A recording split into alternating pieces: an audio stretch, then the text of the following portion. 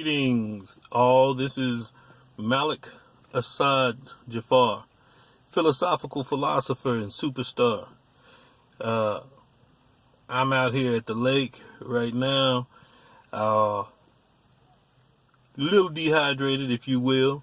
Shout out to Homeboy Fishing, get some. Came out here and was getting ready to do my video out here at the lake, but I think my phone is melting. It is hot. Just a couple days ago it was raining. But in any event, I will probably end up shooting down here because it's just something about the energy that's going on. And, saw this dude, the squirrel whisperer. I should have recorded him. He's out here feeding all these squirrels. I was like, man, what are you feeding them? He was like, oh, a little of this, a little of that. I was like, oh, really? He said, well, it's taking me a while to do this. And they all following him around the whole lake. I was like, interesting. So I sat down, and as I sat down, I looked up at the water, and I was like, yo, there's crabs out here? And it looked like it was a pretty big crab, so I walked over there to it. And as I looked, I noticed it was not a crab. It was a decomposing duck. What I thought were claws were actually his feet. It was a big duck. It's an old duck, apparently. I mean, if he wasn't old, he was definitely big. But it got me to thinking, and I'm going to incorporate something new with my videos, which is a little bit of a promotion of my own works, if you will. Poetry. It's called poetry time, if you will. And so I have this poem that I would like to read to y'all to help generate perspective.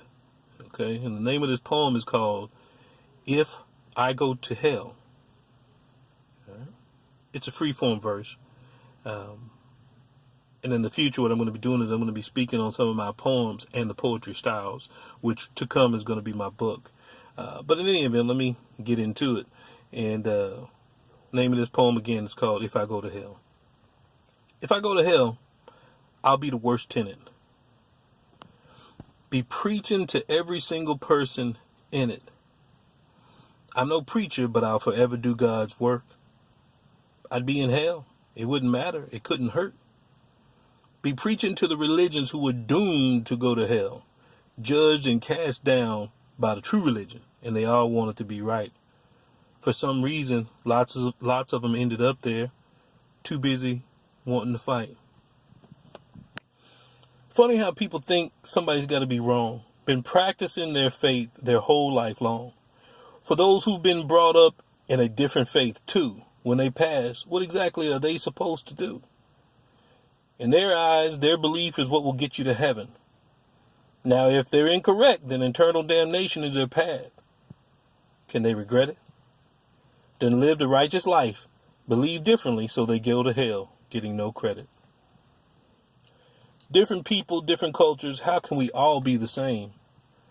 Just conclude that there is one constant to remain, a love for God, and understand that there's only one. Regardless of the differences, it adds up to a sum.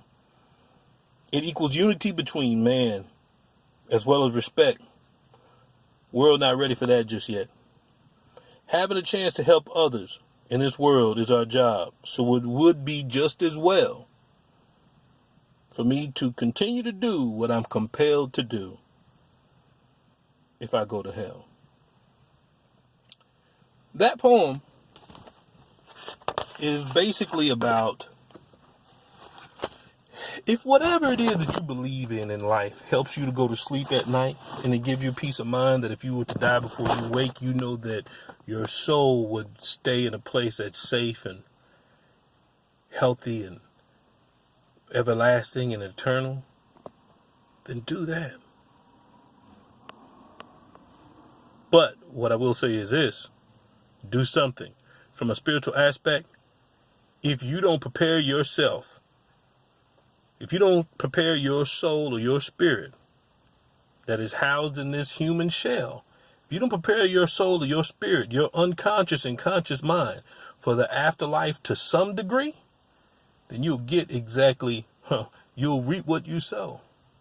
You'll get what you invest in. Just hope that you're spending enough time to appreciate life and the things in it, and be grateful for the stuff that you got. Don't focus on what you don't have, but just focusing on the things that you do have is important. That guy who is feeding the squirrels actually works for the city parks, and that makes sense, because I'm like, who got enough time to come down here and feed these animals and make them trained like that? But I digress. Stay positive, be safe and blessed, and I'll see y'all next time. Peace.